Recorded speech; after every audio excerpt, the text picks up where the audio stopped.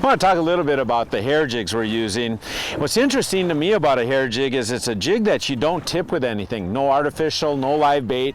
You just let the hair back here be the attractor to this. This is on Green Bay, one of the most common bait that they eat down there is the goby. And if you've ever seen gobies on the bottom, they kind of just dart around, hop between rocks. And so walleyes get used to seeing that. And so we make these short little strokes as this jig is falling down, the hair moves a little bit, but it's a lot of times actually when it gets real close or actually hits the bottom that the walleyes will pin it down to the bottom, and then when you stroke again you'll feel it, or if you're lucky you'll actually feel the bite when they actually bite it. So darker colors when the water's real clear like it is now. If it gets a little bit dingy, don't hesitate to go to something like a white and chartreuse, white and white, a little bit brighter lures like that. When you're looking at the sizes, 1/4 ounce if you're fishing fairly calm conditions like this. If the wind picks up though, which it often can, go to a little bit heavier, 3/8 ounce jig, and you'll be just fine. Keep it near the bottom, hop it around, and it'll catch you some walleyes.